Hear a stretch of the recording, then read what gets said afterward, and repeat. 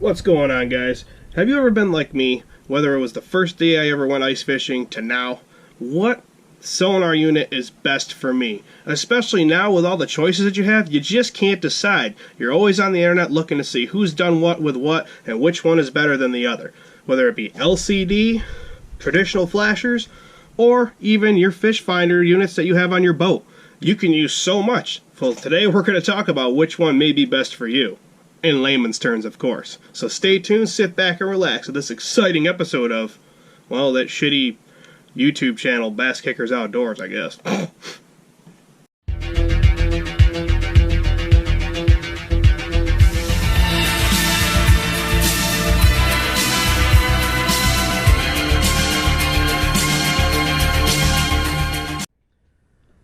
What's going on, folks at home? John Newman here with Bass Kickers Outdoors, and today we're going to be talking about ice fishing sonar units. Now, I'm not going to get real techie when it comes to what each one can do, but I'm going to give you the basic principles of which one can do what and what can do better than the other. More or less, I remember the first time I went ice fishing, and even when I first started ice fishing periodically, you went once and you're like, this is kind of lame, or this sucks, it's cold, or even if it was like me, where the first time I went out, when I was a little kid, I was like, dude, this is sweet. I'm walking around on the ice, I'm catching all these fish.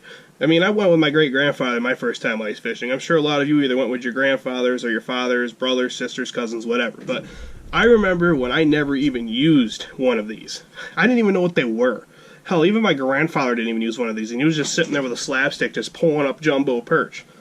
But then I started getting more and more into it as the years went by, and, as I started ice fishing with friends, and after my grandfather passed away, my great-grandfather, I should say, I started getting more entwined with the sport, and that's when I started getting involved in sonar units as I grew into the sport.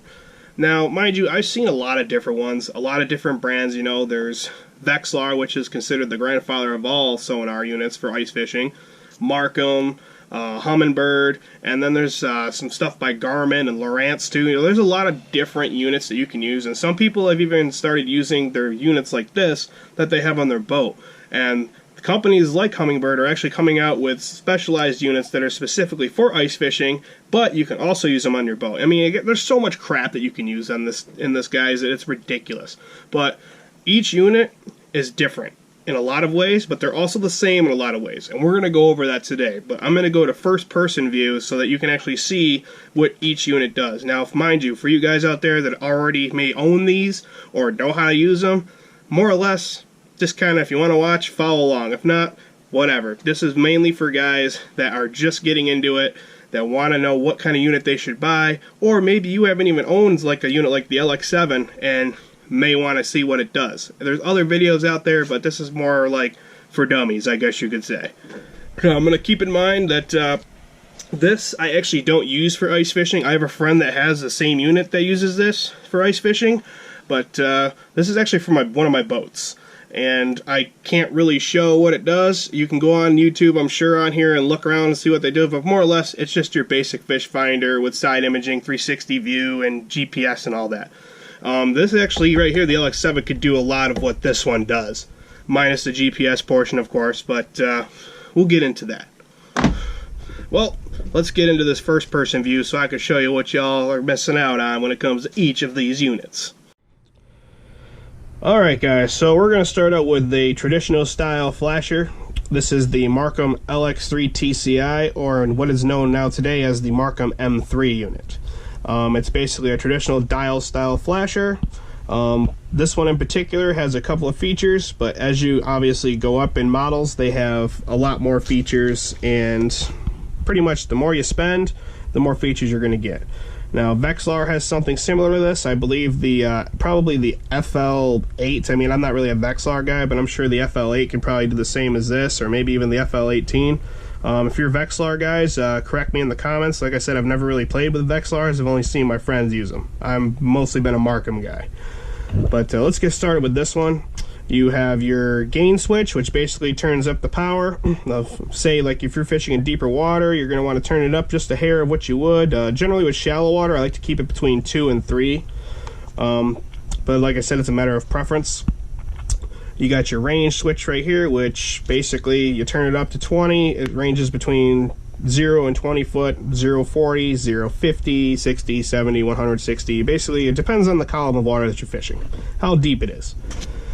Over here you have your interference rejection. So if you got people with other units in the area, you press this button and it should block out some of the interference that would interfere with what you're marking in your water column. Your zoom, which basically, let's just turn this on and actually give you a good picture. I'll turn this up to about 4 because I'm going to try to represent something in the water, because obviously we're on my desk. So we'll turn on the interference rejection. So with zoom, basically right now you have the entire water column. So with the way I got this set up, you're at about, you know, just about 12 foot of water right here. So if I wanted to say zoom in, now I have the water column broken in half. It's completely split in half. So you got half here and half here. And if I switch over to this one, it's more or less the same thing. And then you go back. So you can split it in half, or you can just have the entire water column. Now let's just use this one for instance. I can zoom up, which it's already all the way up, or I can zoom all the way down. You're watching this right here, and I can zoom in to the last about 5 foot of water, and I could just watch only the 5 foot from the bottom all the way to this marking right here. So let's reset it. More or less, when you're using the traditional style flashers, there we go. These are going to represent, say this is the bottom over here. I'm going to use my fingers at the bottom. This would represent a fish right here coming up to your lure. Now, they could range in size, like there you go with the red.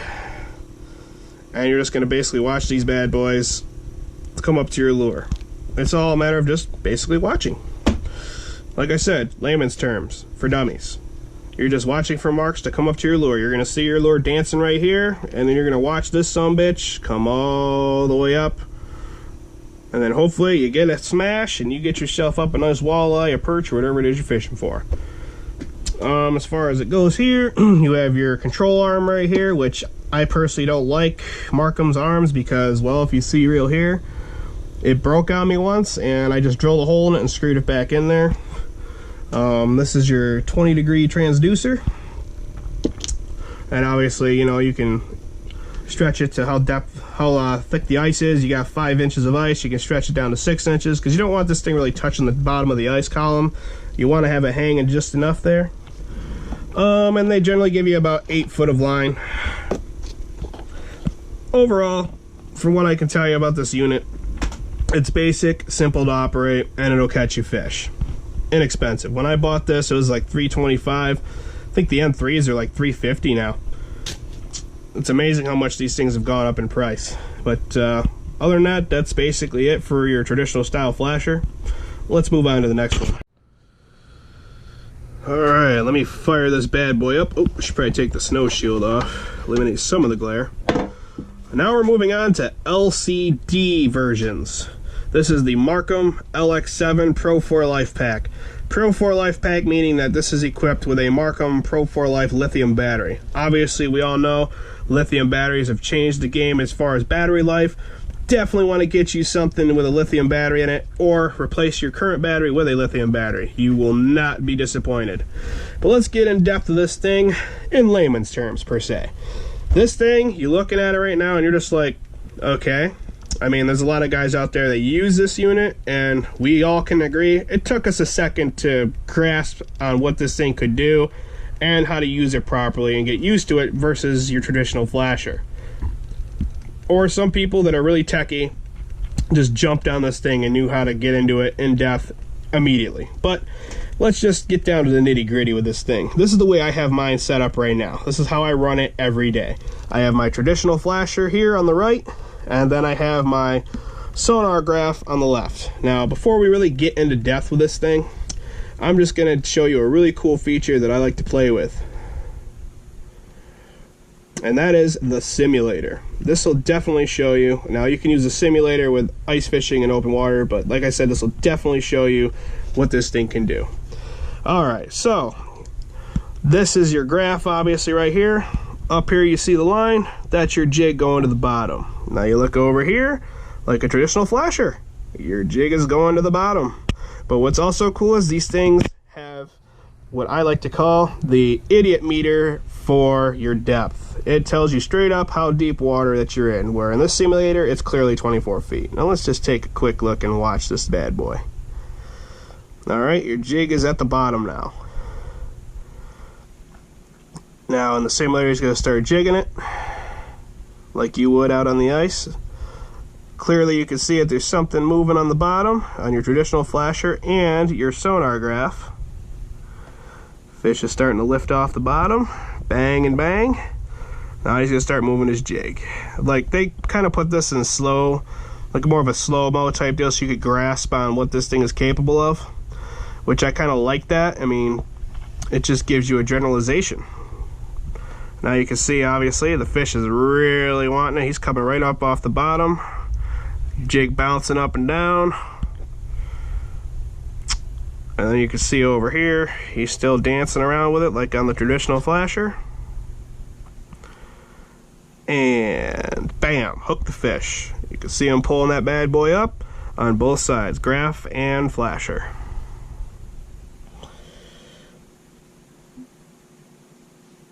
Pretty awesome. Well, let's turn that sucker off. And you can see over here with open water, you can actually use these on open water too, like on your boat or even your canoe, kayak, whatever. Aggressive jigging, this is more of like on a rocky bottom versus a sand bottom.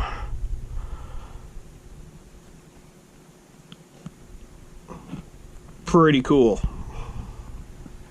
Virtually it's the same thing, but let's turn the simulator off and get more into the options that this thing has. Now, it's going to take a while to go through all this, so I'm just kind of going to go through the basics of this.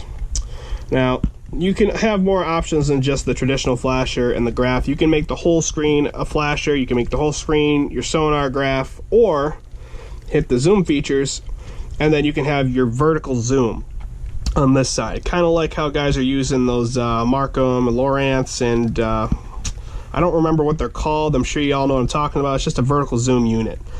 But you can adjust it to whether you want the 3 feet of the bottom, 8 foot of the bottom, 13 foot of the bottom, and above and beyond. You can, depending on what depth you're at, but you can literally zoom in to basically watch only 3 feet of the bottom if you really wanted to, which I think that's awesome, especially if you're in an area with a lot of weeds or structure that kind of interferes with your actual like sightings on your flasher. Definitely a cool option to have. Well, let's turn that bad boy off. See here, I'll show you real quick. You can adjust it from 3, shit, it looks like you can go up to 290. This thing is can go in some pretty deep shit. Excuse my language. Display options. Vertical zoom, we'll turn that off. Alright, let's go back in here. Now you can turn on your flasher display, like I said, and your vertical display, which is your vertical zoom. But the vertical display is basically the vertical zoom, but you basically just have your sonar like a traditional flasher, but in just a vertical display versus having the traditional dial. Your graph display, which is your graph over here, you can make it just like I have it. You can have 3 different options on the screen at the same time like I showed you, or you could have the whole screen as one thing. Your graph zoom, you can zoom in like you can on the vertical zoom, but with your graph, pretty awesome. Your gauge display, which is all of here, the sensitivity, interference reduction, your target, range, and voltage, which is battery voltage. Your backlight, you can change the colors, whether you want it black like I have it, which I find is best for glare. You can have it blue or gray. Your color palette of your marks, you can change the color of that. I like to have it in the 6. It's pretty cool. That's basically how I run it. Your background, like I said, you can have it blue, gray, night, blah, blah, blah. Pretty simple. Not going to get into... But for this, you can either turn up the brightness, like I said, the backlight, the brightness. You can have it really stupid bright, or you can have it really dim. That works for when it's really bright outside and you're sitting outside. Now, the temperature, it'll tell you the water temperature, whether it be Celsius or Fahrenheit. cool thing to know, but I don't really use it because, I mean, when you're ice fishing, it's cold. But a lot of guys are really techie about the water temperature and everything during ice fishing, so to each his own. Another feature you can have is your transducer. You can adjust it from 20 degrees and 8 degrees, versus some units only have 20 degrees, some units have 8 degrees. It depends on the unit that you have, but it's definitely a cool feature to be able to change that up, especially when you're in shallower water or deeper water. Now down here, sensitivity, you can actually adjust it when I go to the menu. Sensitivity on this, basically, if you're running a really small jig and you're having a hard time seeing it, you can turn up the sensitivity like you would on a traditional unit, just so you're able to see your jig. Or versus you're using something larger, you can turn it down, because you don't need to obviously have your sensitivity all the way up if you're running like a big jig and wrap or a rip and wrap or a big spoon.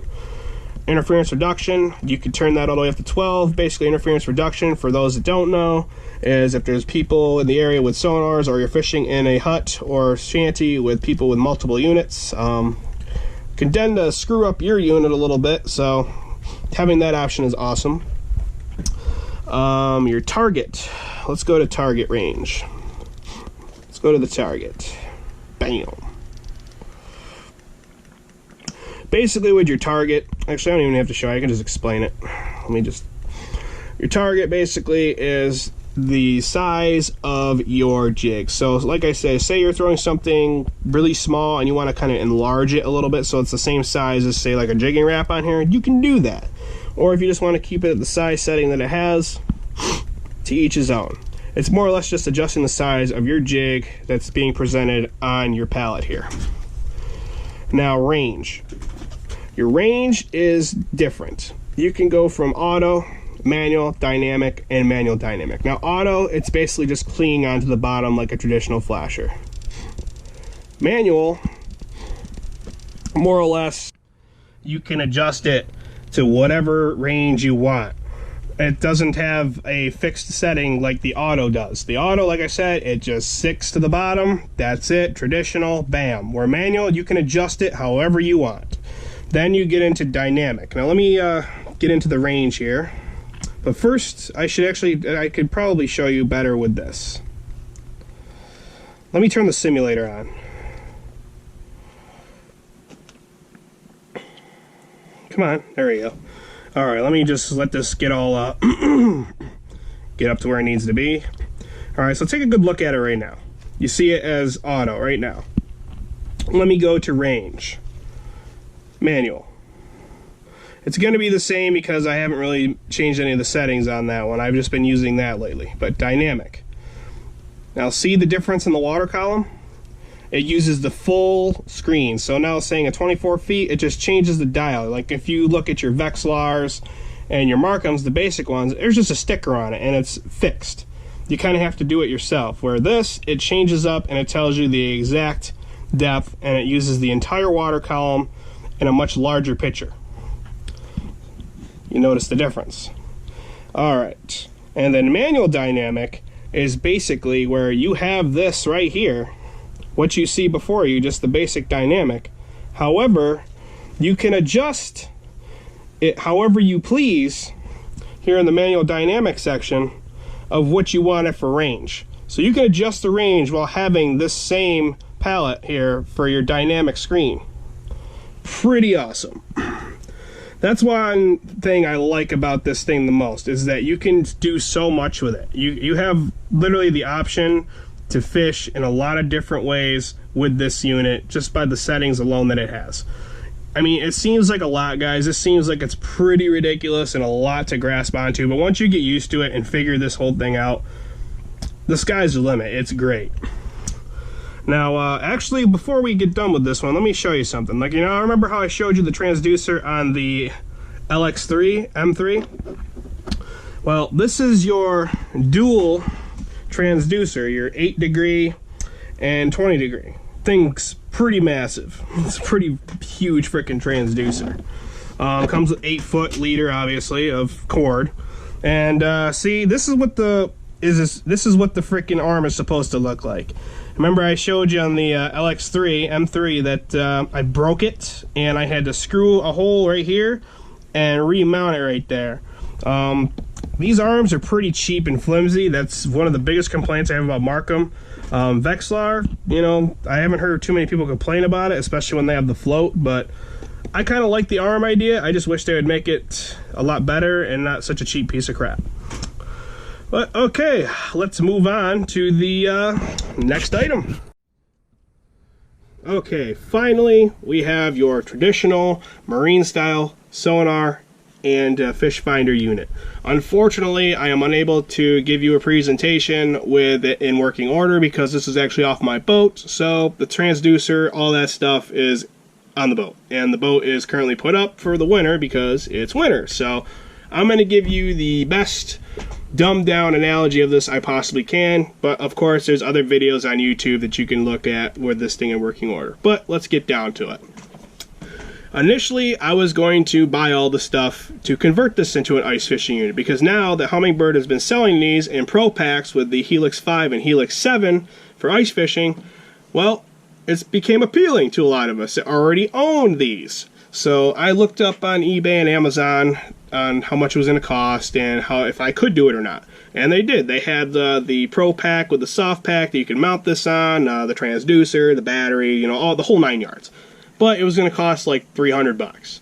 So I'm kind of like, I don't know, you know. And then I saw a video on YouTube also of a guy mounting one of these on a Dave Gentz pack. So I was kind of like, oh, okay, that might save you a little money too. Yeah, that's what he was saying, and it was wicked easy, and it ended up being a lot better than the other pack. So after a while, I danced around with the ideas, and I ended up going with the Marcum Lx7. And I went with the Marcum Lx7 because I've had my eye on that unit forever, since it first came out. I was always playing with it in the store. I was always, there's a couple friends I have that have it, and I just liked it, and finally I just jumped the gun and bought one. And I love it. I absolutely love it. I'm not knocking that unit at all. I absolutely love it. But it's hard to deny that these are definitely a lot more advanced than your standard and traditional ice fishing units that are out there today made by the other companies. Thus why Marcum came out with them. They knew that that was the case, so Marcum came out with the MX7, which is basically one of these made by them. I have yet to see that in working order yet because they just came out recently. I'll have to watch some videos or try to find someone that has one to play with it. But I'm sure it's pretty awesome. But let's talk about this. Let's compare this to the other units. Like the other units, it has your standard flasher style fish finder. That's what this has. And like the Lx7, this has the standard sonar graph imaging. It also has vertical zoom and all the other goodies like the adjustments of sensitivity, interference, da-da-da-da-da. I mean, this has basically everything that the Lx7 can do, this can do too. But the Lx7 doesn't have GPS. It doesn't have the side imaging, 360 imaging, all that stuff that this has. And also, this is able to accept micro SD map cards. So if you're like me, you fish Oneida, you fish Lake Ontario, St. Lawrence River, or even if you're not from here and you fish other places around in your hometown and state, you can buy the map cards for this, and they're pretty cool because they just give a better example of the outline of the lake, the depths, the structures, like pretty much everything. It's better than just having your traditional map or like whatever you got on apps and things like that. So that's definitely a cool option to have. The GPS, that's mainly what I bought this for my boat. I'll get into that in a second, but as far as ice fishing is concerned, I don't feel like I'd really use it because all the places that I fish, I mean, I know where I'm going, I know what's around me, I know the depths of the water, where I'm going to be, the structure, and I have all my spots marked out on various lakes in New York State, Florida, South Carolina, everywhere marked out that I fish. I got a friend that's all, oh, you should have got something where GPS, you know, I would use that and that's better, blah, blah, blah, blah, blah. Your map isn't as accurate as that one. Like, well, you know what? Whatever, because every time we fish together, I have all the spots marked out on these lakes and we go to them and we catch fish. So if they weren't accurate, then, guess we wouldn't be catching nothing, and you wouldn't be following me to these spots, would you, pal? Shout out to you. But other than that, I mean, I guess it's a matter of preference. Really, it's a matter of preference. I mean, I may not use the GPS. I use my own GPS systems that I have and mark all my spots and to find my way and everything, and I have it at hand. It's a handheld device versus having this big honking unit in a carrying case walking around like, hey, you know, we're like, it's a matter of preference. I'm not knocking anybody. But as far as me buying this, that's the main reason why I bought it, is for GPS, because I use this on my boat. This is mounted right at the helm in front of my face. I have my map cards in here, and I watch where I'm going. I know where the depths of water is, where to avoid and not drive, because, you know, it could be like Oneida Lake, you know, you're in 30 foot of water, you can go 20 feet this way and you're in 2 foot. So it's definitely good to have GPS on your boat. I can mark spots that I'm fishing, whether I'm fishing for smallmouth, walleye, perch, whatever. And then, of course, I have the imaging in front of me, so I can see what the bottom's looking like. You know, if is it weedy, is it rocky, is it sandy? Overall, that's why I bought this. It's small, it's compatible. It's compatible. Well, it is compatible, but it's compact. So overall, it's like having a fishing version of a TomTom. That's the main reason why I bought it. Eventually, I'm going to get a larger unit for the front, larger than what I have now for the bow of the boat, and eventually something maybe even for the stern that's bigger. Maybe like a Helix 12 or something like that. But I'm not really wanting to spend that kind of money right now. You know, I don't have the kind of money like that just to throw away at something. So I'm your average everyday Joe. It spends all their money on fishing. We all do it. But other than that, this item is awesome. Definitely worth purchasing. I mean, I think price-wise, I paid like $400 for this, $350, $400. The Helix 7, Helix 5, and the packs, I think they're around the same prices as the Helix 7. The Helix 7's like, I don't know, I think you have to look. I'm pretty sure the Helix 7's probably like $900. I mean, with the ice fishing stuff, and I'm pretty sure this is like 5 or 6. Or even less, maybe 4. Overall, that's the cons of these LCD fish finder things. This is the price, dude. Like I said, I'm dumbing this down for you. I'm not trying to be all techie. I mean, if you want to see techie stuff, you go and check out the stuff from the manufacturers or techie people. I'm just dumbing this down for the average everyday Joe. But that's all I got for you guys. Thanks for watching, and for those of you out there that have been watching me since day one and currently are and subscribed to me, I appreciate it. I know I'm not exactly throwing videos up left and right. I mean, I mainly do this for fun. This is for fun for me. This is like a weekend or monthly or when I have time type of thing. I never really ever expected this channel to just blow up into a super stardom or anything like that, because there's so many out there. If it does one day, cool. If not, I'm not going to be heartbroken, because mainly I'm just out there to entertain you guys, show you guys what's around here in my area to fish that's worth the crap, and just to share knowledge to everybody. That's what fishing is about, and what it used to be about. Except nowadays, it's all spot blowing and blah, blah, blah, blah. Well, keep your negativity and crap elsewhere. This is fishing, guys.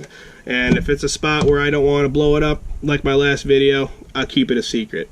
But make sure you like and subscribe for all you newbies out there. I'll be posting stuff periodically now because it is ice fishing season. And I guess I'll see you all next time. And the next time you see me, most likely I'll be on some hard water. So keep those lines tight. Stay safe out there. Have yourself a goodie.